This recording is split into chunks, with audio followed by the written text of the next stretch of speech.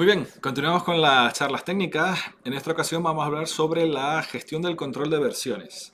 Es un tema muy crítico dentro de las producciones, puesto que va a determinar, a fin de cuentas, el naming convention, va a determinar el significado de las numeraciones de las carpetas y va a determinar cómo estas carpetas y estos ficheros se llaman unos a otros para determinar cuál es la última versión aprobada, cuál es la última versión propuesta y finalmente qué va a ser utilizado en tareas posteriores una vez finaliza una de las tareas del pipe. Nosotros diferimos mucho de otros sistemas que son lineales, que generan sus versiones siempre con un numeral continuo, porque generamos varios niveles de tipo de revisión. Eso nos permite darle no solamente una parte cuantitativa de que una versión sean iterativas y vaya incrementando su número, sino además tengan un significado cualitativo de qué tipo de revisión es.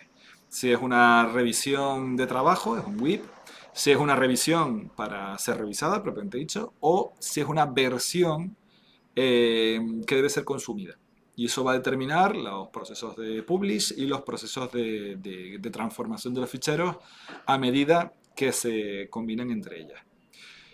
De forma colateral, nos permite además, una vez finalizamos un proyecto, efectuar la limpieza de todo el contenido de un proyecto y de esa manera poder quitar todos los ficheros de trabajo que no tienen tanto valor y quedarnos solamente con los ficheros finales que son los que han sido aprobados. De esa forma reducimos el tamaño del volumen de la copia de seguridad y además permite mantenerla viva durante más tiempo. Vamos allá. Muy bien, voy a intentar simplificar para que no sea un caso concreto de una producción, sino sea genérico para cualquiera de ellas. Partimos de una versión, voy a tratar en simultáneo inicialmente Figma como para tener un diagrama de esquema.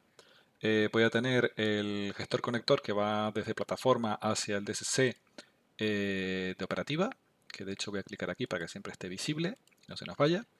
Y adicionalmente también voy a tener acceso a plataforma para poder tener el detalle concreto de la producción. Vamos al proyecto, vamos a un asset y también quiero tener acceso a la parte del pipeline. Vale, nos vamos a pipeline y naming convention. Lo tenemos aquí. Vale. Muy bien. Hay que distinguir tres niveles principales dentro de las carpetas. Tenemos la versión. Una vez nosotros vayamos a efectuar una interconexión dentro de un pipe de producción, vamos a tener, por ejemplo, modelado. Bueno, vamos a poner un ejemplo más adelante, ¿no? Rig, por ejemplo, o los modelados, lee ficheros por un lado de entrada, efectúa el trabajo del artista y efectuará una grabación de ficheros de salida. Esa generación de ficheros de salida, el conector que una tarea llama a otra, lo va a hacer por la versión publicada. Esa versión publicada hace mención a un proceso que se efectúa de transformación a partir del fichero cuyo supervisor, director o la persona que tenga que hacer la validación ha dado un OK de que es correcto.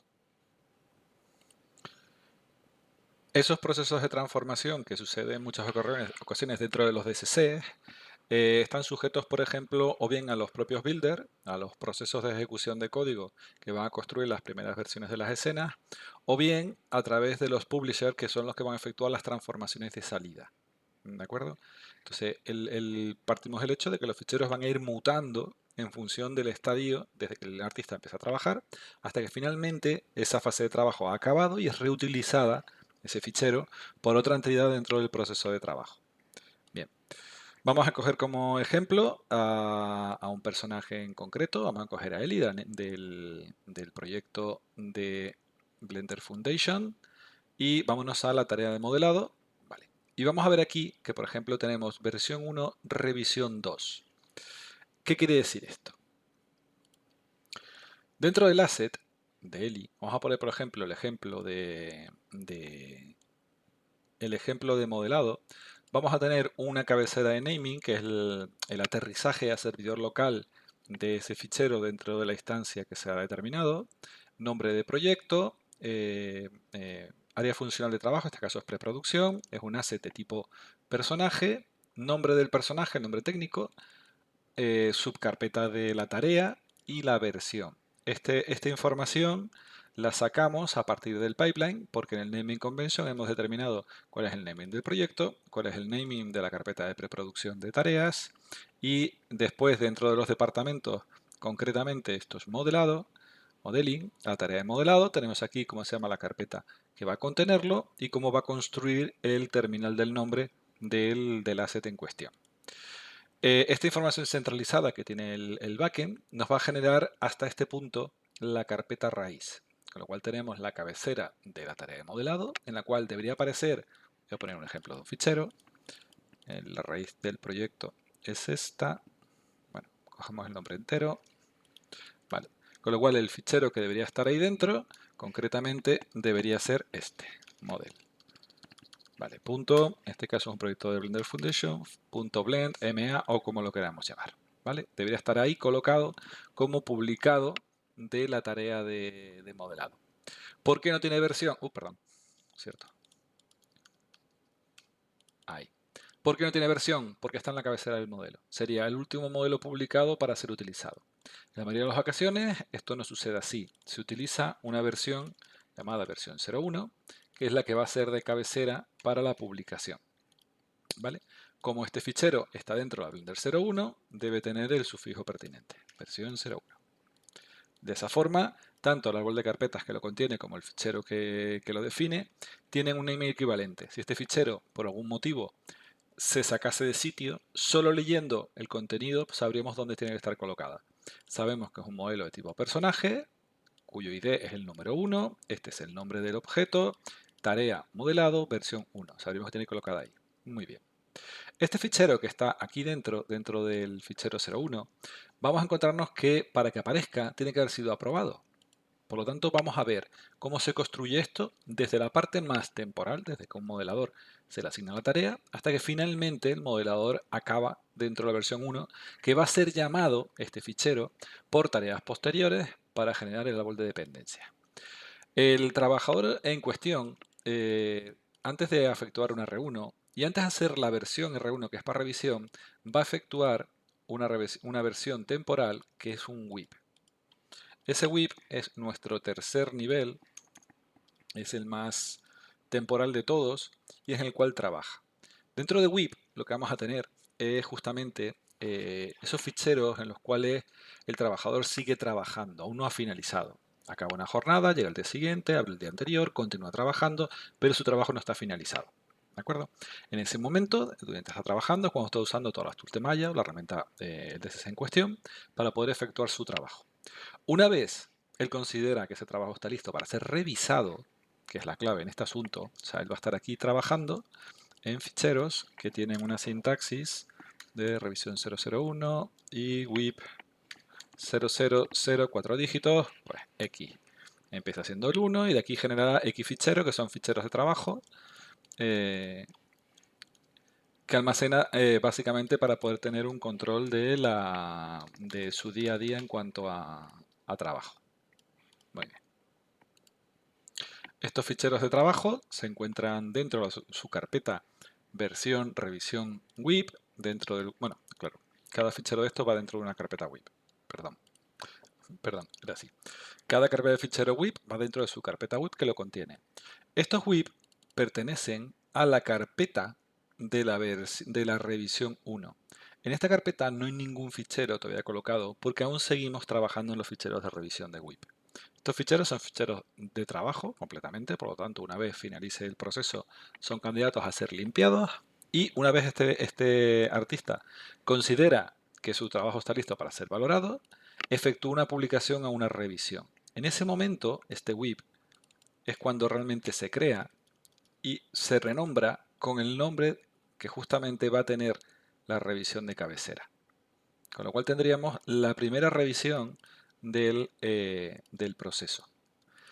Esta revisión se encuentra dentro del marco de la versión 1, que es la que lo va a contener, y una vez va a revisión, es un fichero candidato para ser revisado por la parte supervisora.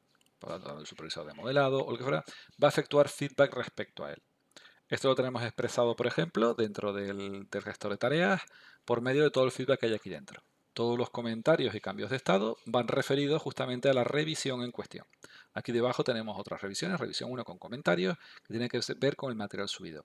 Este material subido, que no solamente es el fichero en bruto de trabajo, es material de apoyo que va a estar colocado en este nivel de carpeta, como pueden ser PNGs, como pueden ser vídeos o cualquier tipo de material que permita que la revisión de este fichero, de este material, sea más óptima.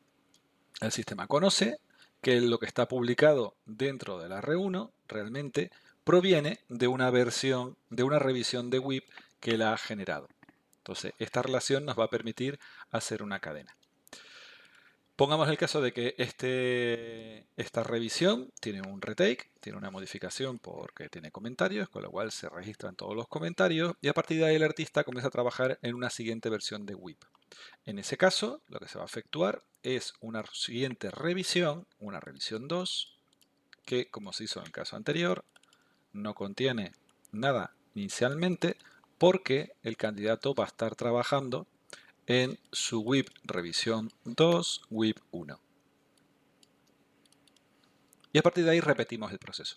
El usuario va a estar efectuando su trabajo en su revisión 2 y una vez esté finalizado, hará la promoción de los ficheros pertinentes para su revisión. Una vez el supervisor determine de que este trabajo es correcto, con lo tanto ya está listo para que sea promocionado, aquí está, revisión 2, sea promocionado a lo que es la versión, porque en este momento partíamos del hecho de que no había nada en versión 1, puesto que nada ha llegado a versión publicada, es cuando se produce la publicación. Esa publicación ejecuta específicamente código que va en la parte de abajo, que suelen ser transformadores de limpieza, o bien son quality checks para que la conexión entre distintas fases de trabajo sea óptima, o sea, ya estimamos que si el publicado que va a estar colocado aquí dentro, para que pueda ser ingerido por esta tarea que está aquí encima, hace falta que esté en un formato determinado.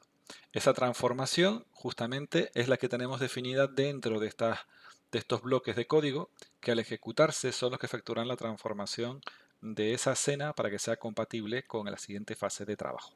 ¿De acuerdo? Y finalmente esa tarea es publicada como versión 1. Y esa versión 1 que va en esta cabecera es la que van a poder ser linkada de cara a otros procesos de trabajo que van a trabajar con ella.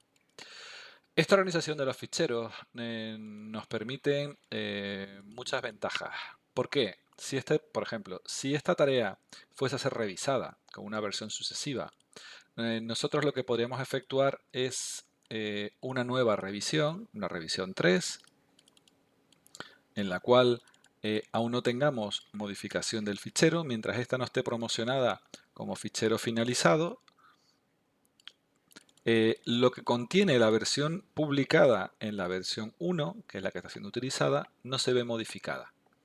Por lo tanto, cuando acabe el proceso de los WIP, pasa review, se apruebe, será publicado o bien sustituyendo la versión 1, por lo tanto todo el árbol de dependencias que la requiere se verá actualizado, o bien generando una versión 2, dejando viva la 1 en el caso de que, por ejemplo, hayan assets que tiran de una versión anterior para evitar problemas de ruptura dentro de la compatibilidad. Bueno, eso llevado a la práctica, aunque parece esto un poco lío, es tan sencillo como el hecho de, si nos encontramos, como hablamos antes, dentro de este asset, nosotros vamos a modelado, tenemos aquí carpeta versión 1, tenemos dos revisiones, este es el contenido de la carpeta, la revisión 1, como puedes ver son ficheros JPG de revisión y demás.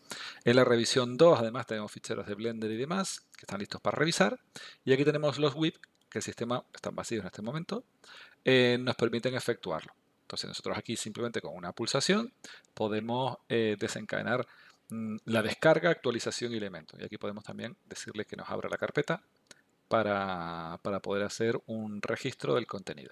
Como podemos ver, tenemos aquí el árbol de carpetas en la cual tenemos el modelado, la carpeta de model, tenemos la carpeta revisión de versión 1, tenemos las dos revisiones publicadas, que son las que tenemos aquí colocada, y dentro de la versión elemento tenemos la que se encuentra en la cabecera de trabajo más uno de los WIP que contiene trabajo. Este etiquetado a nivel de trabajo nos permite adicionalmente efectuar rutinas de limpieza. Y esto es muy importante cuando queremos efectuar backup, por ejemplo, o un archivado de un proyecto una vez se finaliza.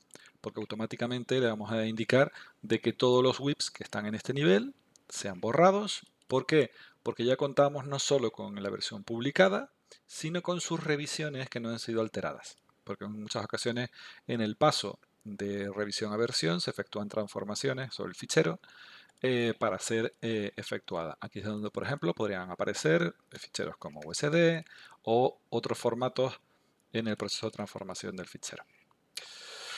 He intentado simplificar lo máximo posible. Todo esto se configura dentro del naming convention de la producción, que es un poco la clave. Todo va a este nivel, sobre todo a nivel de naming de carpetas y ficheros, y también sobre los árboles de dependencias y las tareas necesarias para la consecución de los proyectos. Al igual que perdón, aquí, las dependencias entre ficheros para justamente la propagación de la descarga del árbol de dependencias de un fichero de malla, por ejemplo. Bueno, aquí lo voy a dejar.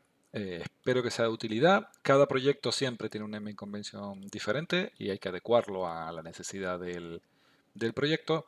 Nosotros hemos abordado esta óptica justamente para poder tener la mayor capacidad de estructura de datos sin que entremos en una complejidad excesiva que nos impide un poco trabajar. Bueno, esto es un breve resumen de cómo nuestro sistema gestiona las versiones de los ficheros.